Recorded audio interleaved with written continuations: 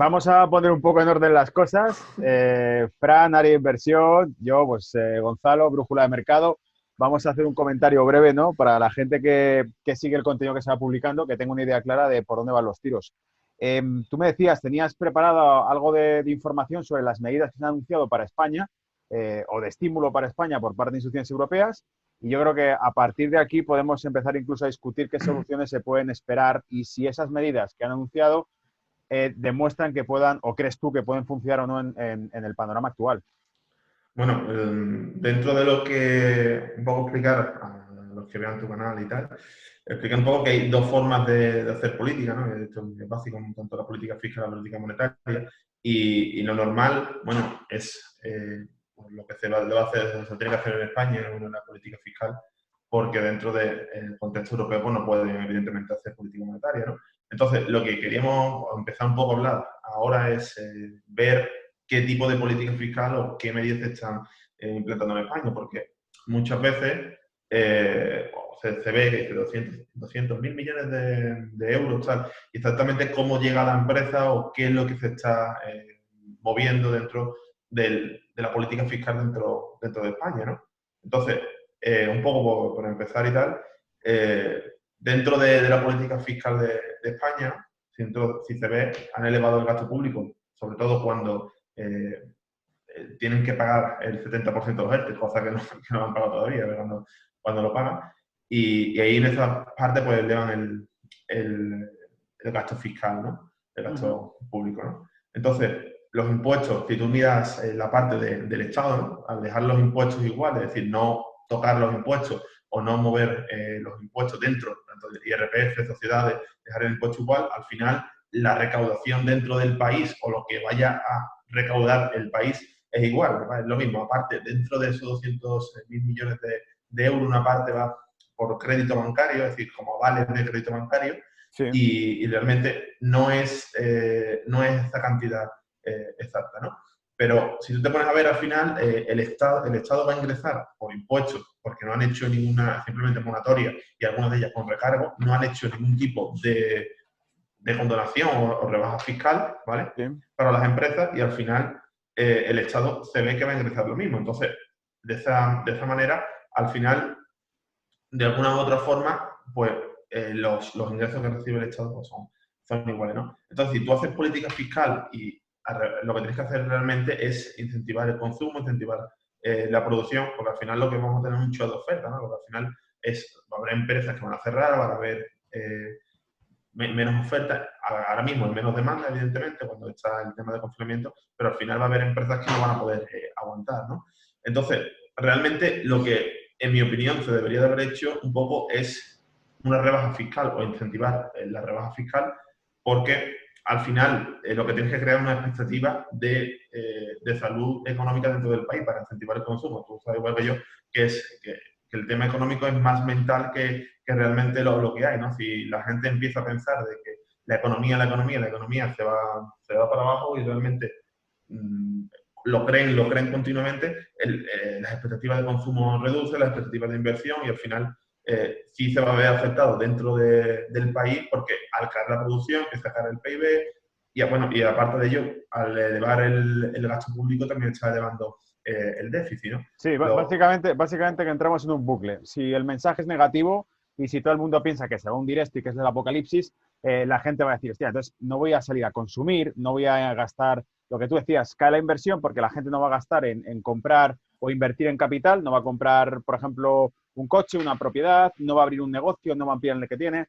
Entonces, como eso ocurre porque tienes malas expectativas, lo primero que piensas es, bueno, vamos a quedarnos parados. Que por un lado aumenta el colchón de ahorro que hay en el país, pero por otro lado, menos consumo, menos inversión significa menos producción, al fin y al cabo, porque la producción es, matemáticamente hablando de economía, es fruto del consumo, del ahorro también y de la inversión. Si caen esas dos variables, consumo e inversión, se nos hunde el tema. Y lo que comentabas, por recapitularlo entonces, es que bien se anuncia un estímulo monetario, que es imprimir más billetes, darle a España X dinero, pero, como decías, y eso es una parte interesante que a mí me gusta discutir, esa parte de ayuda que se va a dar a España, ese estímulo citabas 200.000 millones, se va a hacer por parte, has dicho, canalización vía bancaria en algunos casos, ¿no? Bueno, no, es una parte va dentro de avales bancarios y otra parte va directamente, aparte de ERTE, ayuda a autónomos y tal. Pero Claro, lo que yo venía a decir realmente es que lo que es el empleado solo recibe el 70% de lo que es el salario, pero realmente donde tú incentivas el consumo es una rebaja fiscal, ¿no? Cuando tú rebajas fiscalmente, claro, claro. atraes capitales y Sí, sí, atraes sí, sí. empresas a... Dos herramientas, y solo estaba recapitulando. Primero, por un lado, el tema monetario de imprimir billetes y luego, por el otro lado, el tema de cambiar la política fiscal tratando de cambiar las expectativas que va a haber. Si ya de por sí está deprimido el tema y piensas que la economía se está contrayendo porque realmente es lo que está ocurriendo, y dices, bueno, por lo menos vamos a tocar la otra palanca, que es la de la política fiscal, vamos a rebajar los impuestos para que aumente la renta disponible y para que la gente diga, ya la cosa está mal, pero como están más baratos algunos productos o ese efecto deflacionario que tiene bajar los impuestos, por ejemplo, sobre el consumo, quizá con eso estimulamos el consumo y compensamos una cosa con la otra, ¿no? Claro, es más, incluso pensando un poco con la dinámica que lleva el Estado, puede ser incluso que para hacer frente al déficit fiscal, lo que hagan es subir impuestos, ¿no? Es Claro, posible que incluso puedan hacerlo. Aparte, que ya sería hablando, desastroso. ya sería ya Sería el el colmo. acabose, porque si ya tenemos todo en caída libre, si encima le aumentan los impuestos, es que la gente va a decir, bueno, no se consume, pero encima cuando consumes te es más caro todo. Entonces ya sería, aceleraría, por decirlo así, el hundimiento de la actividad económica. Bueno, y aparte ya, si tú miras, bueno, dentro de la política monetaria, ya sabes, evidentemente la hace el Banco Central, no tiene los tipos de interés en cero y no puede jugar con bajar tipos de interés, es decir, está No, expandiendo, claro. creando moneda, pero sin bajar tipos de interés. Se acabó la munición. En realidad, todo el estímulo monetario ya lo han llegado a fondo y ahora que viene un problema como este, se dan cuenta que las herramientas tradicionales de política monetaria, que eran básicamente imprimir billetes y generar compra de activos, ya no es suficiente. Por eso yo creo que la otra opción, y por eso decía que esa es la parte casi que va a ser más nueva. Aquí llega un momento en el que cuando las viejas soluciones ya no funcionan o se han agotado y las viejas soluciones eran, bueno, en política fiscal todavía quedan cosas por hacer, pero en política monetaria tú has visto que hemos experimentado de todo desde el año 2008. Entonces, como todo lo que estamos viendo en política monetaria es un auténtico experimento, un show, han hecho una inyección masiva de pasta, han comprado todo tipo de activos, bonos, empezaron por los públicos, luego los corporativos, ahora incluso hablan también de comprar acciones tal cual. Y yo creo que la última solución de todo esto es algo que en su momento, hace un par de años, algunos le dedicaron un artículo, no sé si fue en Washington Post, en algún, no me acuerdo, algún diario norteamericano, hizo un artículo hablando del Fedcoin y el Eurocoin. Y es que decían que si en algún momento las políticas monetarias se quedan cortas, como está ocurriendo, como probablemente ocurra ahora, porque es un hundimiento de todo, se está hundiendo todo y ya eran insuficientes o hablábamos de que podían serlo antes de que pasase esto. Ahora con esto, ¿qué van a meter? ¿Las tasas de interés a negativo? No, tienen que inventarse nuevas historias. ¿Qué nuevas historias van a poder inventar? Pues, según decía este artículo norteamericano, Fedcoin, Eurocoin, serían maneras de hacer que ese estímulo monetario ya no pase por el sistema interbancario y que tú tengas que, para montar un negocio, pedir dinero al banco, o el subsidio pase por el Estado, sino que directamente, y esto es muy, muy típico y muy propio a nivel político actualmente, la administración europea no confía en las administraciones de los estados. Eso es lo que yo pienso personalmente.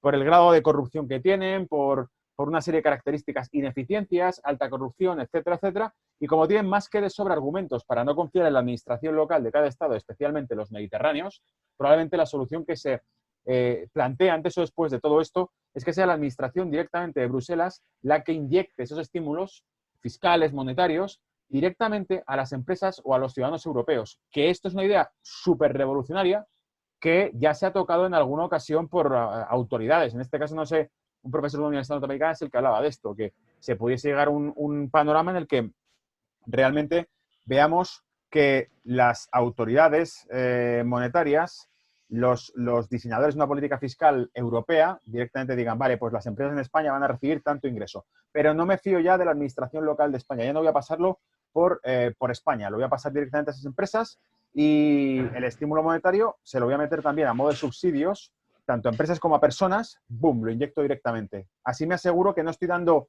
200.000 a España para que luego esos 200.000 acaben repartidos, sabe Dios cómo, construyendo un aeropuerto que no vale para nada o pagando a cuñados y primos endogámicos dentro de un partido político de gente que está simplemente parasitando el Estado, ¿no? sea, que te pones a ver realmente de las medidas que cualquier país, ahora hablaremos de otros países, está haciendo el país realmente, qué parte de ese dinero está llegando a empresas que después contratan y después esos empleados pueden consumir. Es decir, si tú incentivas a las empresas o ayudas a las empresas, realmente son empresas que van creando puestos de trabajo y es una rueda. Pero si tú estás dándole dinero a la parte de abajo, sí, a los empleados, pero no trabajando, realmente no está, la rueda no está funcionando. Es decir, no está funcionando porque esas personas no, por sí solas no están generando capital, no están generando rendimiento, ¿no? Tienes que incentivar la economía en general por el engranaje, ¿no? Eso es. Que se genere tracción en todo el sistema de estímulos, porque al final se crean estímulos que se van diluyendo en una cadena de mando que funciona mal, que es el tema, como tú dices, la rueda. En realidad yo creo que es eso, que es el engranaje, la tracción, no hay tracción en el engranaje, están pasando estímulos desde la Unión Europea hasta acá y luego se gestionan mal o se malgastan en otras cosas. Entonces, al final se convierten en que la estructura económica de España se empieza a atomizar y empieza a confiarse en un terreno más micro, ¿no? Que dependa más de las empresas, de los emprendedores, de las personas, de las familias, y menos en administraciones públicas que a lo mejor no lo distribuyen bien. Entonces, yo creo que en este caso se bifurcan dos cosas. La crisis en la que vamos a entrar va a ser o con una Europa que tome el control ya de la gestión directamente y estemos a nivel de una especie de tecnocracia en la que todo vaya a estímulo directo y nos quitemos de en medio una cantidad de gasto público en políticos y en administrativos que no sirven, ¿no? Directamente hagamos una purga, o que el Estado se desvincule de la Unión Europea definitivamente, muchos estados, no solamente el Estado español, sino que otros estados se desvinculen de la Unión Europea y digan, es la muerte de los estados europeos como tal, hablando claro.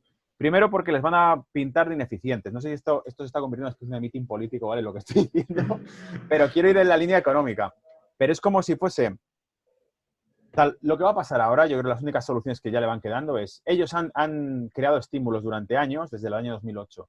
Esos estímulos se han gestionado de una manera u otra por parte de los estados, pero siempre escuchamos la misma cantinera. ¿Qué ha pasado cuando Italia ha dicho que no eran suficientes los apoyos de la Unión Europea, que hacía falta coronabonos y todo este tipo de cosas? Que Holanda y que Alemania dicen que no, porque está mal gestionado el Estado español y el Estado italiano, que no hemos ahorrado cuando podíamos. Es que tú te pones a pensar un poco y dices, ostras, yo estoy cuidando de mi economía, yo estoy haciendo las cosas bien, o ponte en el caso de una empresa, yo estoy haciendo todo bien en mi empresa, estoy montándolo todo bien, y porque tú y cuatro más estén despilfarrando en cosas innecesarias o no estés tomando las medidas, porque si te pones a ver el gasto que tenía ya España o el déficit que iba a tener, ya estaba incumplido realmente lo que le estaban llamando desde Europa, ¿no? Me refiero que si yo estoy haciendo bien, ¿por qué yo o mi país, mirando por interés de mi país, por qué tengo que salir a la ayuda o pagar más deuda o tener algún tipo de desventaja frente a otros países que no lo estén haciendo bien, ¿no?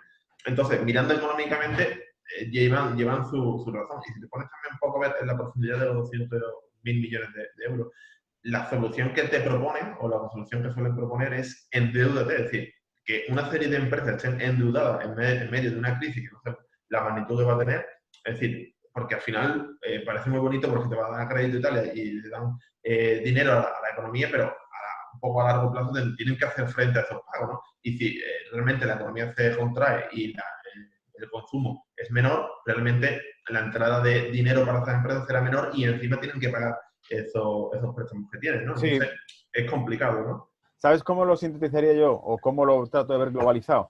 Es fácil, es un club de negocio, al fin y al cabo. La Unión Europea es un club de negocio, donde algunos, como tú dices, lo han hecho bien o tienen ahorro y otros no lo tienen.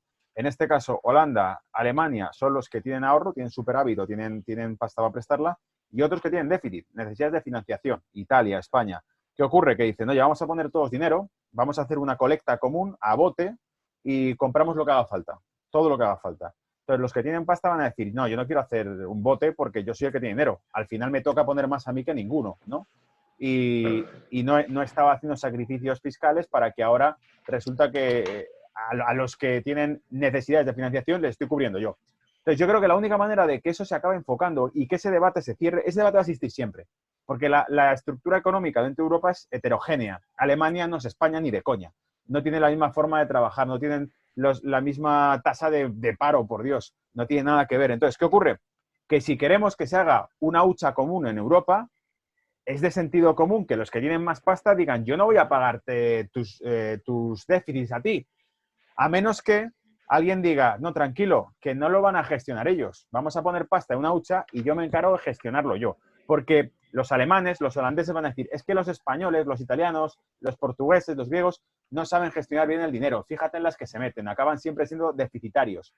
Entonces, ¿qué pasaría si le decimos, tranquilo, porque el dinero que pongas, el que se encarga de gestionarlo soy yo, que soy Bruselas, y yo no soy deficitario, y yo sí sé lo que se va a hacer con él, no se lo vamos a dar a España, no va a ser un préstamo que tenemos que hacer España, Italia, Grecia, sino que va a ser una especie de control fiscal común. Pero meterse en un control fiscal común significa que se crea un macroestado europeo ya en todos los aspectos. Es decir, que si ya de por sí pensamos que parte de los problemas que tenemos, o mejor dicho, los problemas actuales, tenemos pocas soluciones para resolverlos porque tenemos pocas herramientas económicas que utilizar. Tenemos muy poca autonomía fiscal, tú lo has dicho, en cuanto se aumenta el gasto público te tiran de los pelos en la Unión Europea. Tenemos ninguna autonomía monetaria, por lo tanto, dos herramientas básicas para equilibrar la economía están capadas. La monetaria está capada en absoluto y la fiscal está sometida a aprobación, autorización de papá y mamá Bruselas. Y como... El otro día estaba viendo un informe y viendo un reportaje que comentaban ese informe y decían que cada segundo que pasaba la deuda pública subía en mil y algo de euros, ¿no? Cada segundo. Claro. Entonces, y que cada español, pues, entraba en, es decir, solo por nacer en España ya ibas con una deuda de 30.000 y algo de euros, ¿no? Y mi opinión sobre el tema de la Unión Europea es que ojalá a Reino Unido le salga mal, ¿no? Porque como le salga bien todo el tema a Reino Unido, van a hacer una cadena entre un país y otro y más ahora, ¿no? Yo Claro. creo que ahora con el coronavirus va a haber un rece bastante grande, ¿no? Y tú sabes más que yo el tema de Reino Unido, que vives allí, ¿no? Pero como le salga bien a Reino Unido, va a haber más países que van a decir, yo no tengo por qué pagar el gasto de otros, o van a salir corrientes dentro de diferentes países y va a incentivar, bueno, yo pienso que incluso la Unión Europea está bien en el tema de libre comercio y tal, pero cuando se meten en temas de política, ¿no? En temas políticas restrictivas y tal, al final la terminan cagando, ¿no? La terminan rompiendo toda la libertad que tiene el país, ¿no? Evidentemente tienes que controlar que no venga un loco y se gaste todo el dinero aquí, ¿no? Que haga algo mal, ¿no? Pero lo que te digo es que tienes que darle cierta autonomía al país, ¿no? Pero ya no en tema de gasto, no me refiero en gastar, ¿no? Sino en simplemente que haga ciertas medidas y no controle exactamente todo lo que hace, pues, ya sea exportaciones, realmente cuando haces comercio, y yo lo vivo de cerca porque tengo más empresas, ¿no? Y una de ellas exporta, importa y tal, y muchas de las veces que hacemos comercio con el exterior, realmente la Unión Europea es la que impone los regímenes de hacer comercio dentro de la zona euro, cómo, lo que hay que hacer. Es decir, no es el mismo país, ¿no? Y todas esas restricciones, el tema ahora de la deuda, todo lo que hay ahora mismo con el Brexit, si a Reino Unido le va bien, pienso yo que si le va bien fuera o empieza a irle mejor que dentro, va a haber una corriente de países que van a querer salir de la Unión Europea, o por lo menos esa es mi visión del tema de la zona euro. Está claro, porque lo que consigue Reino Unido ahora es recuperar esas herramientas. La política monetaria ya la tenían la libra. La política fiscal ahora la controlan, se quitan un lastre de tener que estar dando X partidas de dinero todo el rato a la Unión Europea. Y dicen, bueno, ahora somos más autónomos y podemos controlar mejor nuestros presupuestos. No solo eso, sino que al salir del Club de Libre Comercio Europeo, también pueden entrar a comerciar con otros bloques económicos que les prohibía la Unión Europea. O sea, pueden hacer acuerdos de libre comercio con Asia, cosa que la Unión Europea va a controlar mucho y que tendría que estar sometido a la aprobación de la Unión Europea. Ya no lo está. Que, por ejemplo, mi empresa exporta, una de las empresas que tengo yo, aparte del tema de la academia digital, exporta a Rusia, ¿no? Entonces, ahora mismo el comercio con Rusia está totalmente prohibido, ¿no? Y si te pones a ver eso, Reino Unido, que si ellos quieren o están fuera ya de la Unión Europea o empiezan a comerciar por de la Unión Europea, pueden abrir campos de mercado diferentes a los que le marca la Unión Europea. Lo único que a ver, la Unión Europea, yo pienso que la kriptonita que tiene es conseguir que el euro sea creíble. Y de hecho el euro se ha dejado de utilizar durante la última década, se ha utilizado menos euro que lo que se utilizaba antes. O sea, el euro tuvo un boom cuando entró en vigor. y se empezó a coger como segunda moneda de depósito tras el dólar. Y tuvo cierta importancia, pero se ha perdido bastante el peso de depósitos en euro y, a lo que voy, el euro es la piedra angular sobre la que pivota la economía europea. De hecho, empezó por algo, por una unidad monetaria, a través de económica, luego monetaria y finalmente fiscal. Si consiguen eso, conseguirán una gran meta, pero si no, lo que tú has dicho, se irán borrando del club si ven que Reino Unido se equilibra.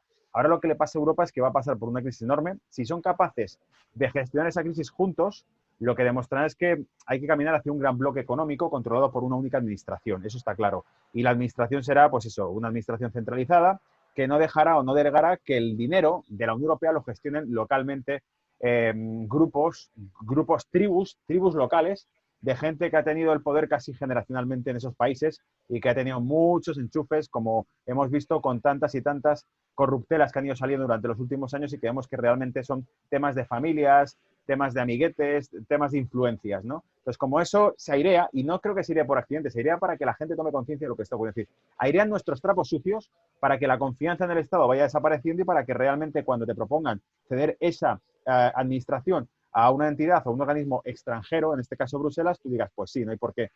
No veo por qué no, porque los que tenemos aquí lo hacen mal. Y como eso puede ocurrir, ese es el factor que podrían hacer. No hay que olvidar que la moneda, que es el propio euro, está respaldada con algo. En última instancia, el dinero, tú confías en que sea bueno o malo, el dólar confías en el dólar, ¿por qué? Porque está respaldado por la Por las materias, y por las materias primas, ¿no? Al final las materias bueno, primas. por supuesto, primero porque es una economía dolarizada y el dólar está respaldado por el petróleo, por el algodón, por toda la energía, el gas. Pero en el caso incluso del euro dices, ¿por qué confío en el dólar o en el euro? El dólar porque está respaldado y lo emite la mayor economía del mundo. Pero el euro es que lo emite también el segundo mayor bloque económico del mundo por encima de China. O sea, todo el PIB de la Unión Europea es superior al de China. Por lo tanto, si juntamos, creo, ¿no? Creo que todo el PIB de la Unión Europea es superior al de China, si no me equivoco. Voy a mirarlo. Pero si juntamos eso, desde luego se aproxima, si no lo supera, al de China. Yo pienso que el PIB entero de la Unión Europea supera al de China. Y en cuyo caso, la prueba está entonces que es la moneda emitida por el mayor bloque económico del mundo tras Estados Unidos. Y vamos a mirarlo. No, y además, a continuación de lo que tú dices, al final, es que ahí ahora mismo, ahí tú te pones a examinar un poco coronavirus, petróleo, es decir, todo lo que está, incluso el meteorito que decía, y tú decías también en tu canal que iba a venir, ¿no? Pero bueno, al final te pones a pensar, o sea, casualidades todas, que todo está viniendo a la vez, el mismo tiempo, caída del petróleo. Por otra parte, tú entiendes, ¿no? El petróleo, ¿no? Oferta y demanda, al final, tanto se desplazan las curvas de oferta y demanda, menos demanda porque no está aerolínea, no hay transporte, ¿no? Pero al final también ves que hay una sobreoferta de crudo, al final el crudo cae y no hay sitio incluso para almacenarlo, ¿no? De hecho, hay noticias que, compartí también otro día por Twitter, noticias que decían que Canadá pagaba $4, si no recuerdo, por llevarte ya barriles de crudo, ¿no? Y te pones a ver un poco todo, ¿no? Y viene en consecuencia, ¿no? Viene en consecuencia de... O te pones a pensar y dices, ostras, es que este virus al final no tiene casualidad. El que sigue los mercados y ve el S&P 500 normalmente, lo veía subir. Yo pienso, igual que tú también lo decías, que tenía que haber una excusa, o había una excusa que tenía que haber algo para hundir o tirar el S&P. Y ojo que va todo, parece que va todo otra vez a máximo histórico. Claro, claro, sí, es que, a ver, para mí el resumen de todo lo que ha pasado con la bolsa durante los últimos 2 o 3 años, en Estados Unidos especialmente, y lo que ha pasado de fuera de la bolsa, es decir, en el mundo real, mundo tangible, el que estamos aquí, y luego el mundo virtual de activos que cotizan artificialmente en mercados digitales, ¿no? Entonces, lo que hemos visto hasta ese momento ha sido que esos mercados digitales iban subiendo, los activos financieros van subiendo en ese mundo financiero, que todo es digital y electrónico, mientras que los activos o las variables económicas del mundo real no cambiaban tanto, por decirlo de un modo más claro. Las tasas de crecimiento, las tasas de empleo, de producción previas a 2008 no se han recuperado. Hay que ver simplemente el PIB de España y su crecimiento no se ha recuperado. La tasa de paro de España es malísima, no ha recuperado la tasa de empleo que tenía previa. Sin embargo, los valores o las cotizaciones sí seguían subiendo. En el caso de Estados Unidos sí que ha conseguido recuperar el empleo. Pero en términos generales vemos que los mercados suben y suben, mientras que la economía real no recupera el ritmo y el tránsito que tenía antes de 2008. Y eso lo pueden percibir muchísimo en Europa, porque es Europa principalmente la que puede ver esto. Luego parecía haber una divergencia entre la bolsa y el mundo real. En el caso de que se inflaba y se rompían nuevos máximos históricos, pero, por ejemplo, la fuerza de trabajo en Estados Unidos no era la misma que la que existía previa a la crisis, y si no es la misma, quiere decir que realmente hay menos gente trabajando dispuesta a trabajar. Y dado que ha aumentado la población en Estados Unidos, es raro que eso esté ocurriendo, a menos que la gente que se haya ido a Estados Unidos, que haya aumentado la población, sean jubilados millonarios que no tienen por qué trabajar, y no es el caso. Yo te digo, es que tú te pones a pensar un poco en cómo está la bolsa y dices, ostras, es que, sobre todo en las últimas sesiones, ¿no? Al final va subiendo y no tiene ningún tipo de sentido que la bolsa ahora, en estas últimas sesiones, como está la economía, saliendo datos de paro, consumo y tal, y esté subiendo el BCP. De hecho, todo el mundo, hablando ya un poco técnicamente, esperando la corrección de la onda de helio, al final el BCP para arriba, y te pones a mirar y no tiene ningún tipo de sentido, ¿no? Después, si te pones a ver compañías que el otro día cuando el tema del crudo, ¿no? Que el futuro de mayo por condición negativo, al final tú te pones a ver compañías petroleras y Sí. tú ves realmente que ahora mismo no hay ninguna compañía que se dedique al tema del petróleo que realmente esté obteniendo beneficios, ¿no? Que todas realmente están trabajando ahora bajo pérdida, ¿no? Al final, esto quiere decir que seguro o podemos ver alguna compañía petrolera que empieza a caer, ¿no? Esas compañías también están cotizando en un derivado del S&P 500 o dentro del S&P, de un Standard & Poor's, ¿no? Entonces, al final, es que tú te pones a ver macroeconómicamente la subida del índice, no tiene sentido, porque si es la ponderación de las empresas, no tienen por qué subir estas empresas cuando realmente hay un trasfondo que no está bien, ¿no? Dentro del mercado, ¿no?